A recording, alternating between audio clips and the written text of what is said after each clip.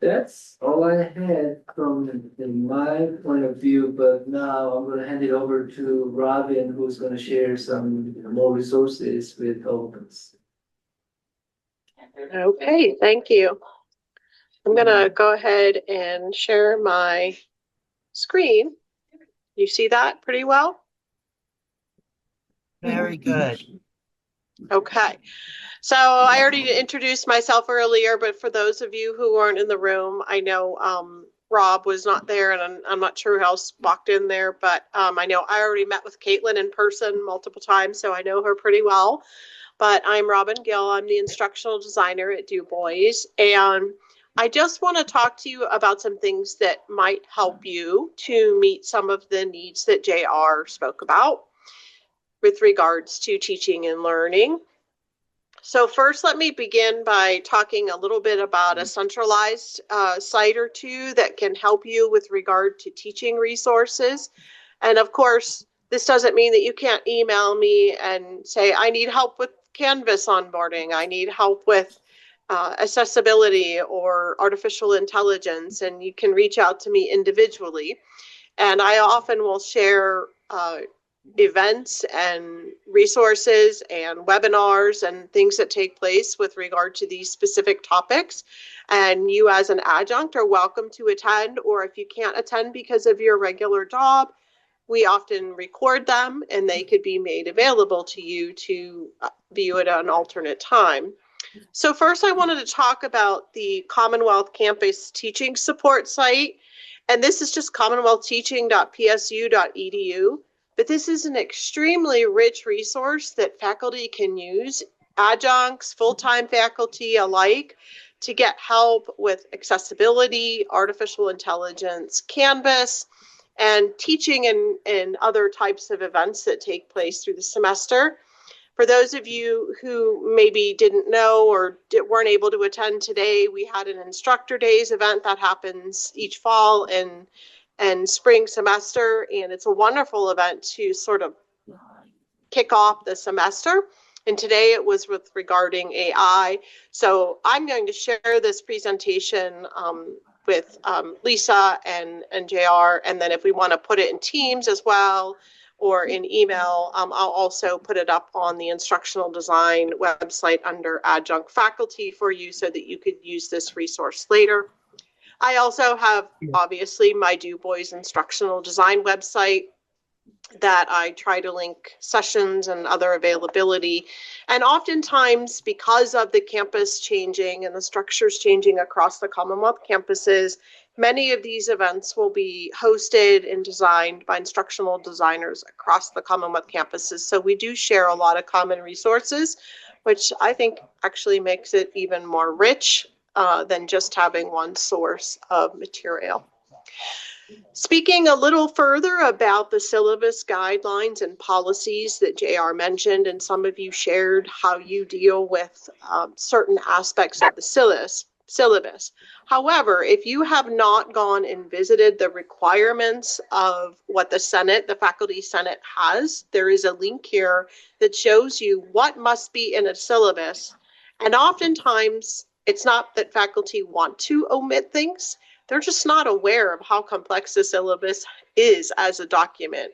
And Mary, I think, will agree with me that it's a contract between you and the students. So it is a little more complex, and it has to have statements regarding disability services, accommodations, accessibility. There's a whole checklist in here of what you need to have, including your grading scale. And having a day-by-day schedule is not required. I have faculty that get concerned about that, but you have to have the way you're weighting assignments, grading assignments, and how you're weighting the different categories in there for students. And some syllabi can be quite long, but others, faculty don't put, all their day-by-day in there, and that's totally fine. So if you look inside some of these, you'll see if I click on this syllabus, I hope you can see that when I open it up. Can you see that? No. Yeah. So this is a checklist in here, and it tells you what you need to have in there, your exam policies. And Lisa had said, if you make major changes inside here, you have to tell students, like if you're going to omit like a midterm or something, by dang, you really need to, let students know that you're doing that and you're making significant changes, right? There is also a wonderful resource, that has the Schreier Institute has, and they actually have a workshop tomorrow that's being held that you could register for, that is helping you to prepare your Penn State syllabus. These happen throughout the first week or so of the semester. So if you can't go tomorrow, that's fine, but they do host them on a regular basis because faculty will put their final touches on this week before they start classes next week. So that might be something that you'd want to go and visit, and make sure that you have those in there. There is a link to all the policies that are required in your syllabus. So you have to tell students where they would go for certain services that they need on campus. You have to have in there any type of requirement that you expect the students to meet. And yeah, and I recommend that even if you have not been using Canvas to store your syllabus, I highly recommend you put it in there, because you may give them a physical copy, but I guarantee you at least half of those students do not have that physical copy 2 or 3 weeks into the semester anymore. And this way they can access it online. It's the most recent copy of it, and it's available to them wherever they have access to the internet and can get on Canvas. Canvas is not required to be used by faculty. That being said, in order for students to feel like they have access to the latest information, the bare minimum I recommend for faculty is for you to distribute your syllabus that way, to use it for your course email, which that when you send an email through Canvas, you can check a little box that it also goes to their regular Penn State email, not just Canvas, and the grade book. I really recommend that you use the grade book.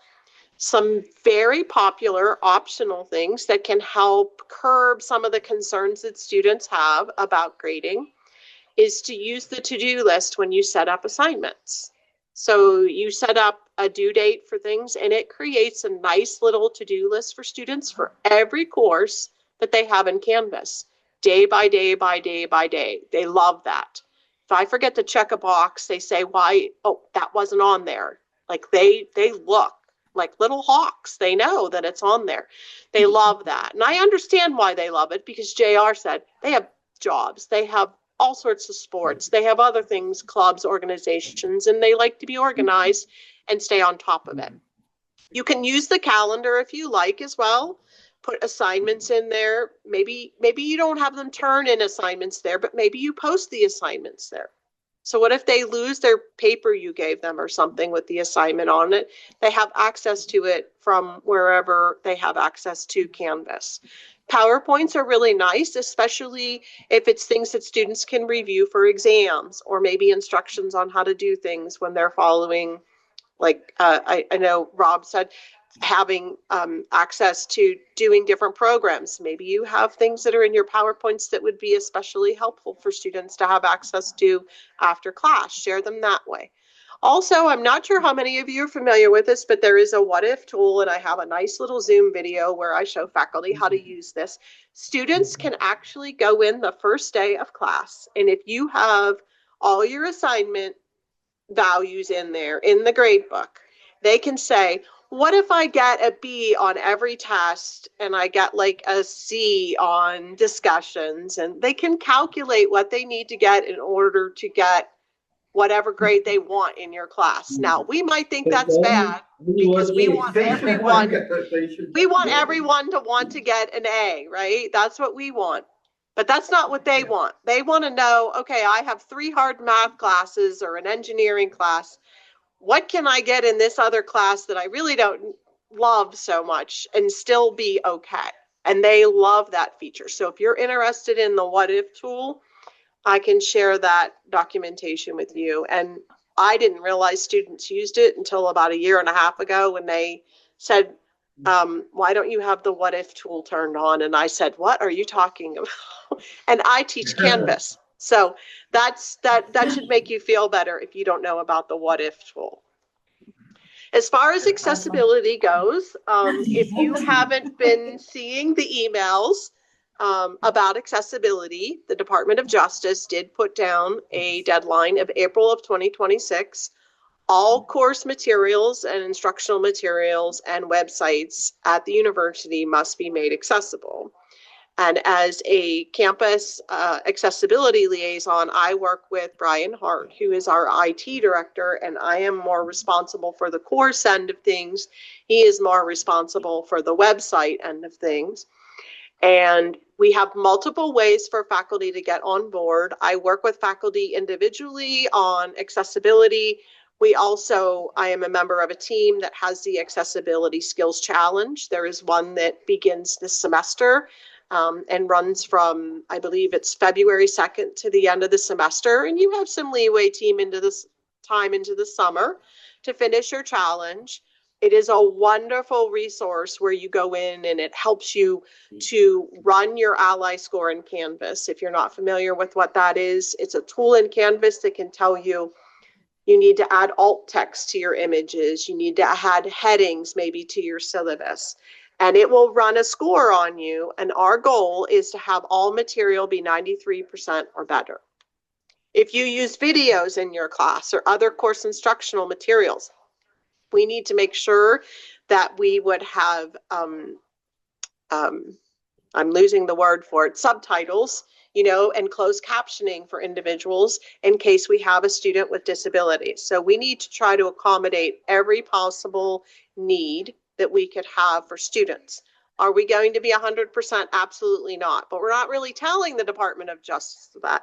What we're doing is showing a good faith effort to have as much material as accessible as possible by April of 2026.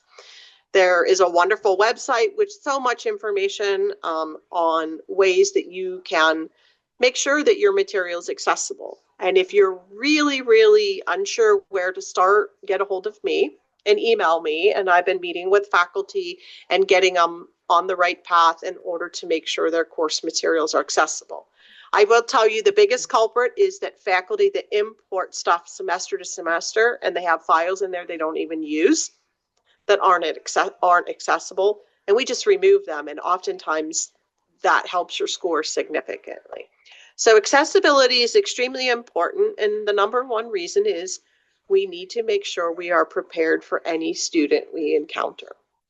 It's not about making a faculty member's life difficult. It is about providing the best access to the educational materials for students. Artificial intelligence, that is something that the university, the provost is really supportive of. And we have multiple initiatives. We have the AI Hub that I have a link here for. We also have an AI toolkit, and we have some guidelines to help faculty and students understand the use of AI in the classroom and whether faculty are permitting it, whether they're allowing it on certain occasions, or maybe they're not allowing it at all at this time because they're not yet comfortable. There is a set of AI icons that you can integrate into Canvas on each assignment or even in your syllabus to let students know what your stance is on AI and use is on AI. And if you happen to have a student where you feel they may have used AI, there is a link in the AI toolkit to ways you can have a discussion with a student to try to come to a resolve before you have to file an academic integrity violation.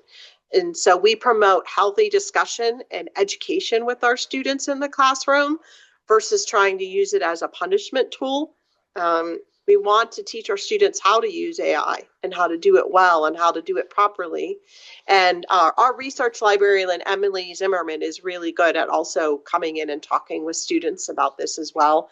And I use her in my course often to come in and help me to get the message across about AI and its use as far as the research and things goes with regard to speeches, and that's what my class is focused on. So it would be relevant for any class where you're doing any type of research and you wish to integrate AI.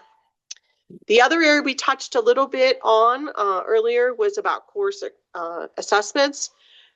I recommend in your syllabus, you need to have clear expectations set in your syllabus for all of your assessment and have rubrics in there for the students for each assignment so they know what you're grading them on. There's no question whenever you give them a 3 out of 5 on a certain category that they didn't meet all the rubric needs. And the clearer you can be on that, the less trouble you'll have explaining why you graded something the way that you did. Establish a grade reporting of academic progress, including your turnaround time. Let them know how long it will take you. Today, during the faculty panel, we had a faculty member who has students write scripts. And she said it takes a week and a half for her to read about 45 of those, but she lets the students know, this is my timeline because I grade these all as a human being and I only have so much time. So you might have an encompassing assignment where it takes you longer. But as long as you are open with the students about how long your turnaround time is, it's good. But if you give an exam and students haven't heard anything for a week, they're going to start coming to JR and saying, I don't even know what grade I have in this class. And they're going to be upset that you're taking so long. So we want to make sure that we communicate to them where they stand. Because as Dawn said there, that his students want to know how they're doing. And if they're not getting things, right and understanding it, they need to know that before we move on to the next topic in the class. Also, I'd like for faculty, all faculty should consider small feedback assessments outside of the mid-semester or the SEEKs, right, where you do the full evaluations. Ask the students very quickly 1 or 2 questions. What is going very well in the class? What do you really like that I'm doing? What do you like that we should do more of? Or what would you like maybe me to revise? This doesn't mean you omit all your little quizzes or your exams, but maybe it's the way, things are being completed in class, or maybe they really like the way you have them work in small groups or pairs, and maybe you can do more of that and the student satisfaction level will go up. So that is our goal, is for students to have a very clear expectation of what they need to meet and how they can get there, and give them those things such as the what if or the to-do list to help them along their way. And, also while all holding them accountable for meeting the expectations and the course outcomes. And all those things are things that, you can get support with, you can get help with, you can get feedback with along the way to help you so that your students are happy. And when your students feel good about the course, then you'll feel good about the course. And I think that's all I really have at this point. Does anyone have any questions? Any questions? How deep tonight are we going to dive into that syllabus checklist? Yeah, I mean, I could look at the checklist individually right now if you'd like to. Let's take a quick look at it. Yeah, let me pull that up. Yeah, I don't think it'll take too long. Yeah, let me stop sharing so that then I can reshare the whole screen, and that way you can see it again. Hold on, let me stop sharing.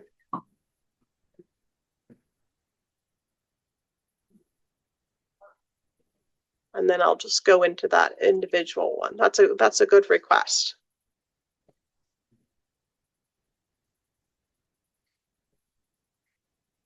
Because sometimes I feel that gets sent out to the faculty list, and I'm not sure if the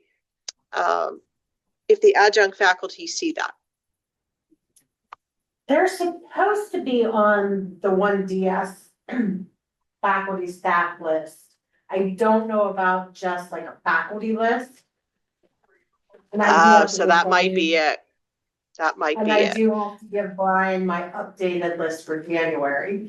Okay, so we'll have to make sure. Okay, but you should be able to see this. Let me know if you need to make it a little bit bigger.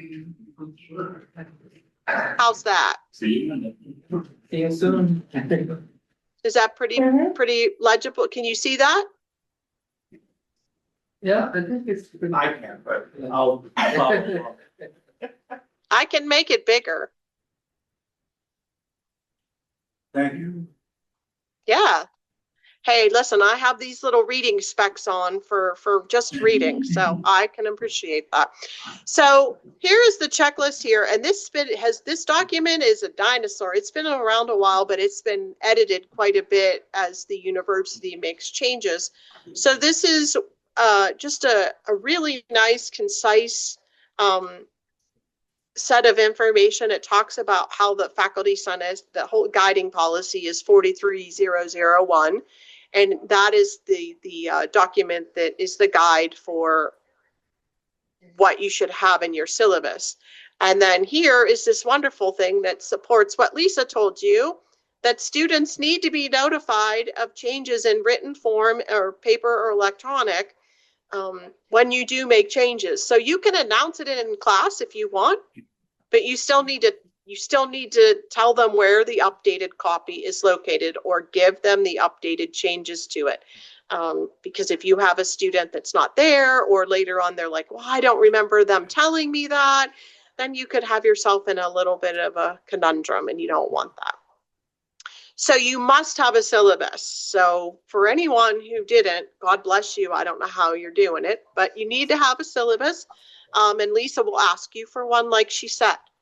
And you must have a minimum of 80% of the core content and learning objectives in there that were approved by the university. So I like to use the word blue book, but we don't have one of those anymore. But from the official guidelines and the course outcomes, that's what the bulk of your course should address. And you should tell students, what those are. You need to have where your course location is, even if you're meeting on Zoom.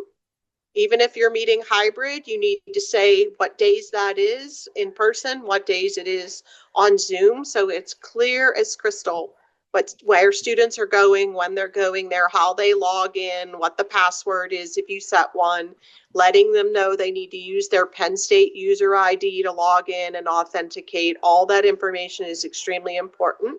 If you need help, if you happen to be doing a course where it's hybrid or on Zoom and you need help from me in setting up that Zoom, I can help you, or the IT department can help you do that. And you can set it up for the whole semester one time, set it with a password and authentication, and you'll be good to go. And you put that information for your students. You put your required course materials in here, and all the contact information for you that you are comfortable providing. I do not give out my cell phone number, but I do allow them to call me on Teams through my work phone number, because I kept my work phone number. And I do meet with students at weird times sometimes because they have questions. So you give them that information, including any office hours and information you have in there, including the course goals and learning objectives that students need to meet. And also anything that you feel is important they need to know about the content of the material, the types of activities they'll do, assignments, projects, exams, and you can get as detailed as you want. I have faculty that have 20-page syllabuses. It's just all in your personal preference. There is no right or wrong. Again, you need to provide the grading scale and the percentage and type of assessments that you have. So if 20% is quizzes, 20% is discussion, 40% is exams, participation is 10%, whatever it is, you write it out for students so they know what the expectations are. You also need to provide the examination policy here. And obviously this part isn't relevant for us because we don't have this luxury of having a testing center, but you need to let them know when the major exams are happening so that they can plan those things out and have those on their calendars. Are there set exam weeks or? So midterm, I don't know if that's particularly set, but it's kind of the middle of the semester and faculty will call it a midterm, but finals week is the only set time. And that is the last week of the semester. Other than that, other than that, no, there is no defined. And if you happen to have a situation with the final exam where you are not allowed to plan, I believe is it 20% more or a larger assignment within 2 weeks of the final exam? So you have to be real careful with that. You need to include the faculty academic integrity statement, which there is a link you'll see down here for items 9 through 12. Robin, Nine- can you just Go repeat, ahead. can you just repeat what you just said, Robin, about, work going into the finals week? Right. So I believe the policy is 2 weeks before finals. You can't give an assessment of any kind that is worth 20, I think it's 20%, but Mary can correct me if she's on here still. I believe, and they will, that comes out. They actually, I am, and you're right, Robin, sorry. okay. Oh, that's all right. I just want to make sure I wasn't misspeaking. But I knew that Mary would know for sure.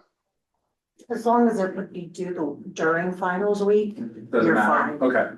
You just Yeah, can't so give I them don't give a a final, test. right? Yeah, some people don't give finals, they just have a final Right. project. As Yeah. long as that final project's due in finals week. Yep. You're okay. Great. And You're you just okay. have to let Garrett know, there's no final. And he's fine with that. He won't schedule you a room. Great. Right, right. So that's what I do. I don't give a final, but I have a final speech that's, worth a large quantity of points instead of a final. So that's absolutely fine, and you're allowed to do that. And then items 9 through 12, there is a specific syllabus statement listed in there. The academic integrity statement, the accommodation statement, the educational equity statement, the counseling and psychological services, and then information about any deadlines that you have, specific things like that, you write on your own. Like if you won't allow someone to make up an exam because they blew off your class on exam day and they weren't sick and they don't have a university approved excuse, that's your prerogative to do that. So those are the things that you would put in there. If you won't accept late work, you can tell students, I'm not accepting late work unless you have a university approved excuse. You can do that, but you need to put those types of things in there. And then also you'll want to put instructions in there for the campus if we happen to have a closure. And I believe we have a new statement for that now, because now we don't have this compressed schedule. We have something else. So that'll have to, that is updated there. So if you just copied and pasted from last semester, you'll need to change that in there, because I had to do that because that's new. But these statements in here that link on this link, they are always kept updated. And that's the latest statements that are put out by the university. And if they do anything in the meantime, they always send out an email saying this is the newest one, but these are the latest ones that are available. And here's a recommended type of format in here that you can take a look at, that you can follow or you can, not follow in there. But this will be included. I will send this to Lisa, and I will have this posted. I don't know if I'll get it there this week. I'll try to on my website. But we'll put it out there for you so that you can use it as a resource, the whole presentation, because some of these things I'm going to be sending out emails about, reminding people to sign up for the Accessibility Skill Challenge. And these are things that I know that faculty are adjunct, but you're so important to us that you need these skills as well. And we want to make sure that you're meeting the same guidelines that full-time faculty are with regard to accessibility, because you're teaching a Penn State course. So I encourage you, if you can, to participate in those as much as you can, because it's not something that's a set time during the day, the Accessibility Skill Challenge. It's very self-paced, and you can do it when you have time. And it's really helpful to learn this type of thing. And be versed in it, to be honest with you. And some of it's pretty interesting to learn. But I hope that was helpful. And again, I'm sure there's much more information, but we only have so much time for me to cover certain things. But there is definitely more depth to the breadth of these items that could be helpful to you moving forward in the future. If this is too much to ask, let me know, but is there anyone that wouldn't, since it's my first time presenting these, is there anyone that would mind reviewing my syllabus? Oh, really? Oh yeah, I will do that. Would you? Yeah, Is that Robin? absolutely. I'd be happy Yeah, to. that's Robin. Okay, thanks, Robin. I'll send it Yeah. to you. Yeah. Yeah, Yeah, right cool. now, I will be working with anyone who is newly onboarding. So yeah, that's absolutely. Great.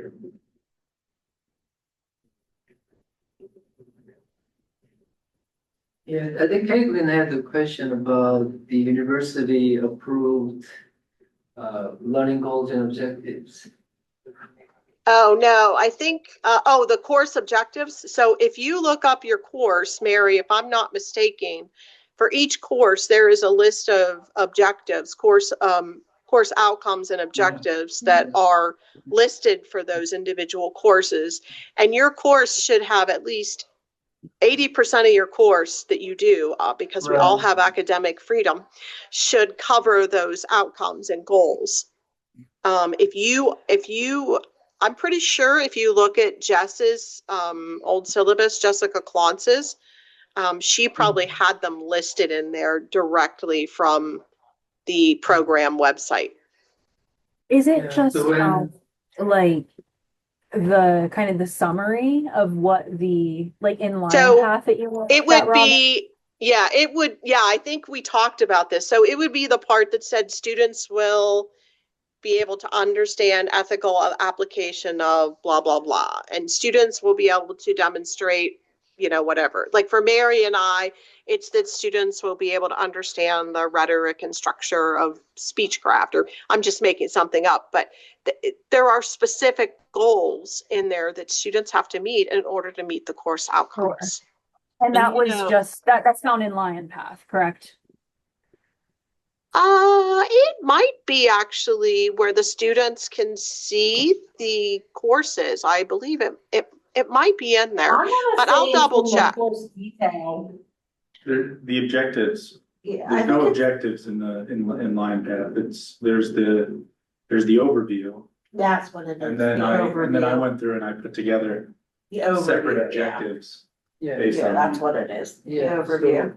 the instructors, of course, have. And what I- I their do, own- can I just interrupt just for a minute? I'm sorry. What I do is I have my objectives as text throughout my syllabus.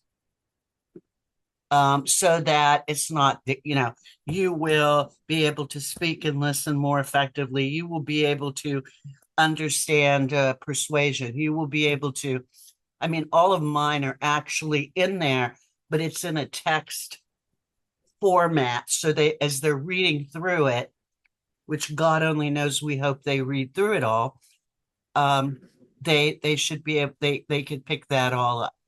Right. And it's not so yeah. scary Right. too. I try to limit fear because our course, my course and Robin's course are very anxiety inducing courses, and students feel very challenged because they've never learned really how to do this effectively. So we have to use all kind of tricks to make them know what we're doing without them knowing that they know what we're doing. Okay. I'm pretty sure that just Caitlin does includes- have course objectives. I remember seeing them in your syllabus.